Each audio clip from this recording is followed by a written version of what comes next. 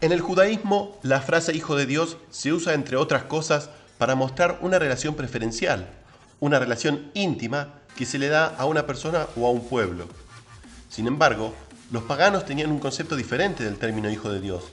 Los griegos tenían un concepto totalmente diferente de la frase hijo de Dios. Los egipcios y los romanos también, totalmente diferente. Para ellos, hijos de Dios o hijo de Dios significa ser divino como los dioses eran divinos. Ese era el concepto del faraón, el que se veía como una divinidad.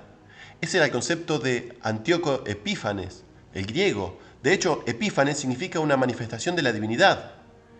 Este rey griego, que está relacionado con la fiesta de Hanukkah, la guerra de los macabeos, etc., decía: yo soy una encarnación de Dios. Eso se llamaba Antíoco Epífanes, que es concepto griego de la frase hijo de Dios. Los romanos creían que el emperador era hijo de la divinidad, era un hijo de Dios, y se hacía adorar como Dios. En el pensamiento helenista, hijo de Dios significa una divinidad. Cuando el mensaje hebreo del Mesías como hijo de Dios pasa del suelo hebreo a territorio helenista y se consiguen con la frase hijo de Dios, ¿cómo cree usted que lo van a interpretar? Según lo que para ellos significaba hijo de Dios, pero en la mente hebrea nunca fue visto así.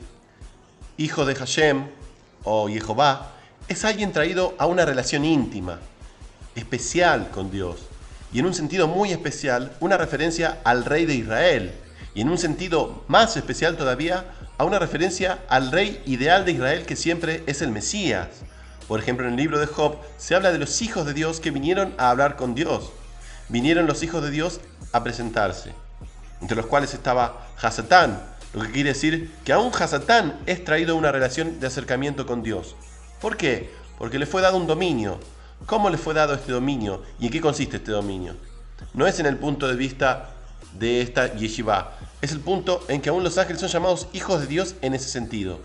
Ahora, si el término hijo de Dios significase divinidad, entonces todos los ángeles serían divinos. Salomón sería divino, el rey de Israel sería divino, etc. ¿Cuándo el concepto de hijo de Dios comienza a interpretarse como una divinidad? Cuando pasa de suelo hebraico a suelo helenista. ¿Por qué razón? Porque en la mentalidad egipcia, greco-romana, los hijos de Dios eran vistos como divinidades. Cuando usted lea en la Biblia hijo de Dios, piense en relación íntima, relación especial por extensión. El rey de Israel, y en una relación única, el rey Mesías ideal de Israel. Cada vez que usted se encuentre con esta frase, usted tiene que considerarla. Presta atención. En una ocasión, Yeshua está hablando con judíos. Lo van a apedrear y Yeshua les dice: ¿por qué me apedreáis? ¿Porque dije hijo de Dios soy? ¿No está escrito en vuestra ley: todos vosotros sois dioses e hijos del Altísimo? Si llamó dioses o Elohim a todos a quienes vino la responsabilidad de enseñar la palabra al pueblo de Israel, a los jueces de Israel, ¿os ofendéis conmigo porque dije hijo de Dios soy? ¿Por qué pasó eso? Porque ya les conté que ocurrió en Israel en el año 44 antes de Yeshua. ¿Qué pasó con Octavio el César? ¿Qué pasó con la moneda que él hizo circular en Israel y en todas las ciudades? Hijo de Dios, divino, e impuso el culto al César. Debido a ese fenómeno, aún en Israel, y el culto al emperador que era impuesto en los lugares gentiles, la frase hijo de Dios era cuestionable, porque podía significar el concepto romano.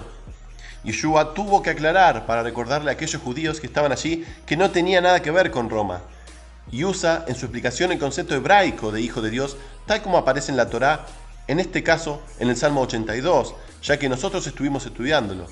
Cada vez que usted se encuentre delante con la frase hijo de Dios en la Escritura, usted tiene la opción de interpretarlo según se interpretó por la Iglesia Católica o según se interpreta por los hebreos.